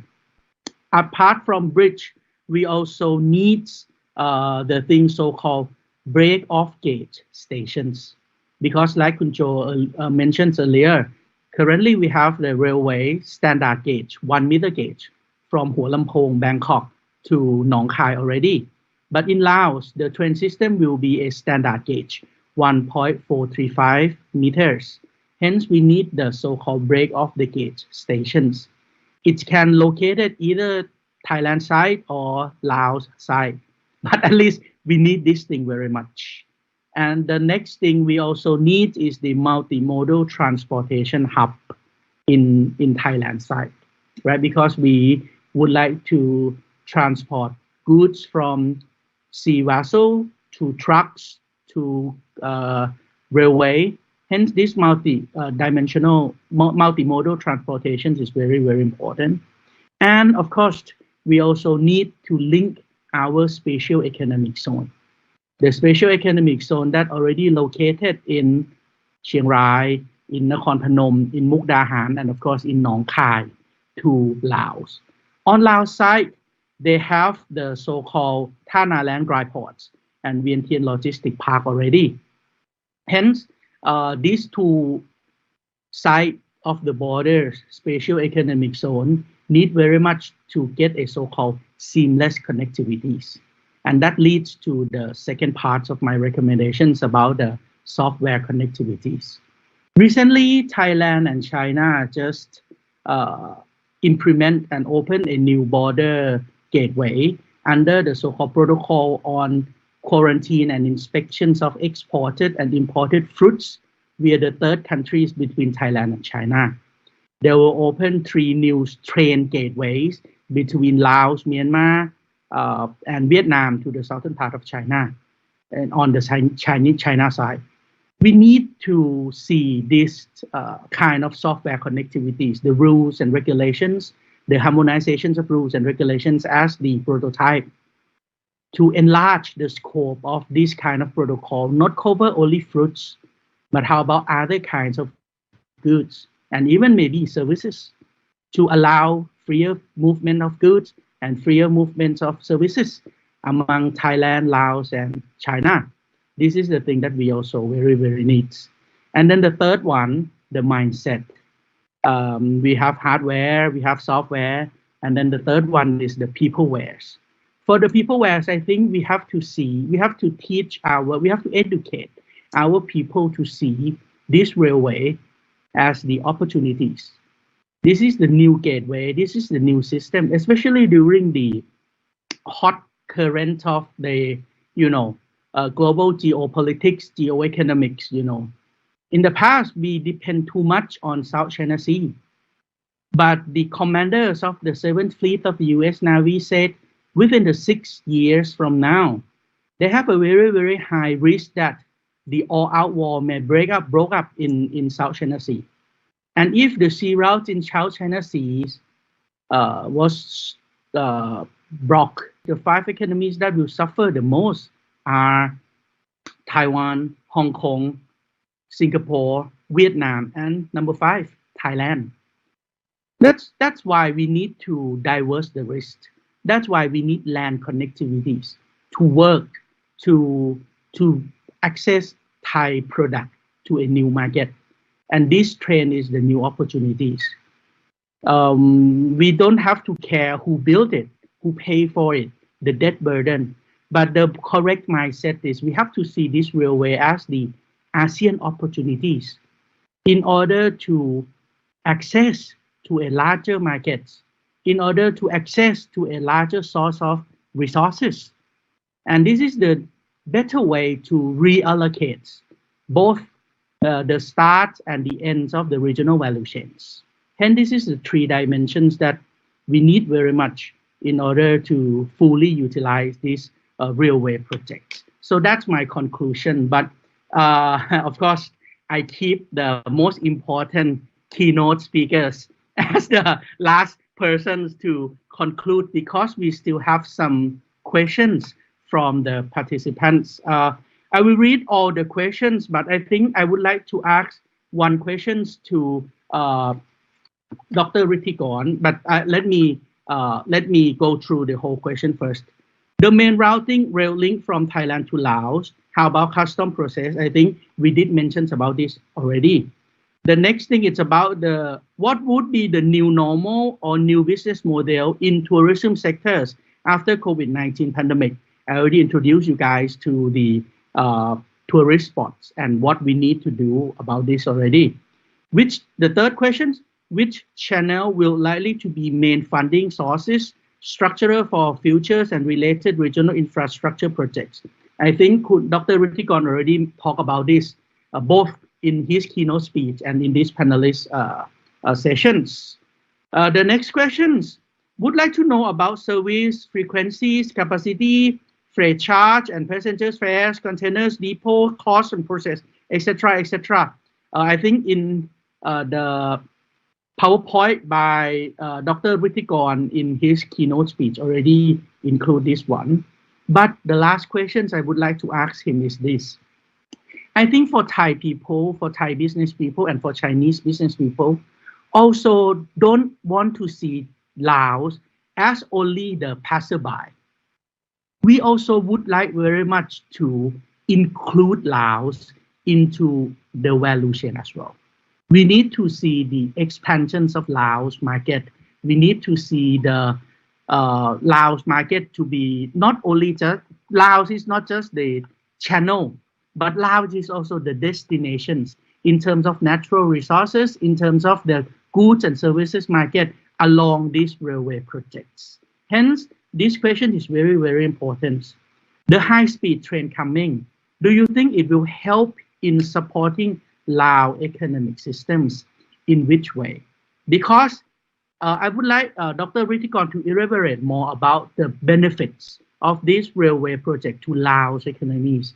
Because if we see the economic growth in Laos, that means for Thai business people, we see a richer customer. And at the same time, we see the way to do business in Laos that can benefit not only Thai side, but to Laos people as well. So Dr. Rittikorn, would you please help us elaborate more about the positive benefits from this railway to Laos economy, sir? Thank you, Jampiti. Thank you so much again for the questions, and thank you so much for your conclusions. And I strongly agree, and definitely 100% agree on your conclusions. That we need to have hardware, software, and humanware. I really love that word. It's very important word for us to really looking forward And then to the questions, I think so far for past 1 or 2 hours, we're talking a lot on the policy issues, right? We're talking about from the macroeconomic policies on that. So thank you for the question. So right now I'm going to talk more on the views of the company itself, as a businessman and as a company that operate in Laos, what we are doing here right now, to get benefit from the projects. So that definitely is right. Yes, one of the way that we benefit from the project itself is we use the railway system. This railway system is transit point for the goods, that's being transported from ASEAN by Laos to China. But on top of that, Ajahn Piti just mentioned a while ago how Lao business people, how Lao business company, how Lao people benefit from project itself. I give you the examples of our community, what we are here doing right now. Yes, we've been talking a lot about definitely. First one, we have to say that different countries have their different competitive advantage. In terms of labor force, I know that Vietnam, they have a lot of labor force. So if we have to go something that labor intensive like Vietnam, it's difficult for us to compete with Vietnam. But if like Thailand, you're really well advanced in manufacturing of cars, electronic goods, or the IT, it's difficult for Laos to go that way too, right? So for Laos itself, what is the competitive for Laos right now? So it's more on our land mass that we have right now and more on natural resources. So we have to use that competitive advantage that we have. For us itself, for example, AF, we just signed last year we signed the exports of the animal product from Laos to China. We signed with the state-owned company of China that do the importation of foods and animal products from other countries in China named COFCO. So we size the room for that export is about 1.5 billion US dollars for over the next 5 years. So what we plan to do is we're going to set up big animal farms in area of Long Vieng, and then so we're going to have cattle, porks in that areas, and then tap on that Ajahn Piti just mentions about a while about the protocol on quarantines, So we're going to use that area in Vientiane province, for the animal feedings and raising the animal like cattle, for example, and using the railway to export that animal products to China. So we already done that right now. So preparing to the ground for that animal raisings, So that is the way that how we take advantage of that. And then we're going to have a lot of people in the areas, come to work for us and helping us in those big farms. On certain thing that we're also working right now is because of Laos, we are leaching the natural resources, particularly for corn, for example. In the past, we cannot export corn to other countries because of transportation cost is too high. It's too high, right? So right now, because of the railway coming, we are able to exports of corn to China by using the railway. And what our company are doing right now, working with our partner, to export some corns. And right now, the corn price is so high in China. It's good for us, seriously. And then there is something that they are working on that right now. And then there is something that in Lao companies are doing right now, and that is how we benefit from that. So that's definitely back to agriculture products, animal products. That's something that we can export to China using the railway and using the land mass that we have right now. And the other thing is some natural resources that we have right now, okay, that we were not able to export in the past. Right now we can export, okay. So this is something that we are working on that right now, and our group are working on that right now. And this really going to benefit the business community in Laos, and definitely the Lao people, and definitely the Lao government as a whole. Okay, these are the example that we are doing right now, and definitely Laos, the country itself, we open for investment. If investor from other countries like from Thailand or from China or from wherever, want to invest Laos and tap on this infrastructure and use the system itself, and using the Lao lands and our natural resources, the Lao government is also welcome, and AIF also welcome to be partner with own interested party.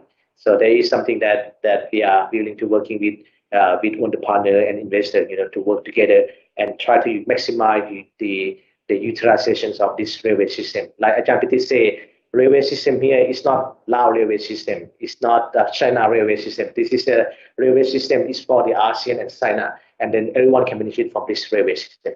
Thank you, Ajahn. Thank you very much, Dr. Rittikon. I think this is very important. We see a bright futures of Laos economic growth just very near. It will start, the good starting point of this brightness futures will start on the 2nd of December this year, right? So congratulations to Laos people. And of course, for Thai people, I think like Dr. Rittikon said, the comparative advantage of Laos comes from one strategic locations of Laos that links so many countries.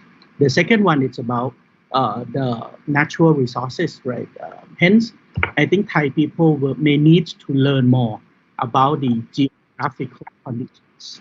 And as Kun already mentioned earlier about the geopolitics, geoeconomics.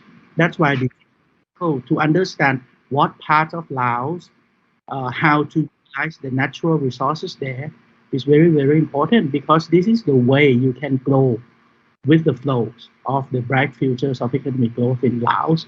And as Kun Ratanamani mentioned earlier, from the perspectives of the people who is the high ranks of Laos officers, you see Laos people, Laos officers, Laos governments, at least make it real happens, right?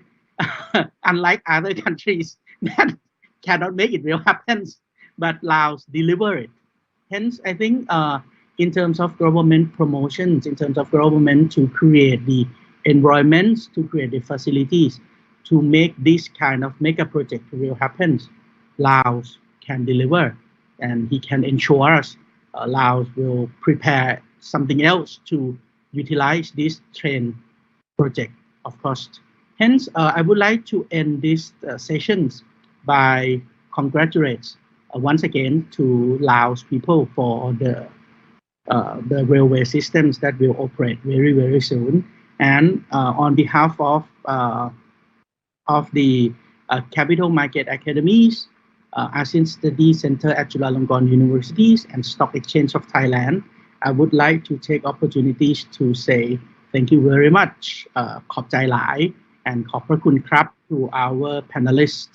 Start from คุณรัตนบดีคูนีวงศ์ the former Deputy Ministers of Public Works and Transport, Laos PDR, คุณโจพัฒนทัพ founder and CEO of Consulting Strategies 613, Beijing-based, Thailand-based, and last but not least, our keynote speakers and the panelists, Dr. Rittikon Pumasak, Chairman of the AIF Groups. Thank you very much. ขอบใจหลาย and สวัสดีครับ Thank you very much. Thank you very much for a fruitful session from our panelists. Please give them a big hand. Today's seminar has been going on well. I firmly believe that all our CMA-GMS participants and our special guests will benefit a great deal from this CMA-GMS Business Forum 2021. Thank you very much. Till we meet again soon. Goodbye. สวัสดีค่ะ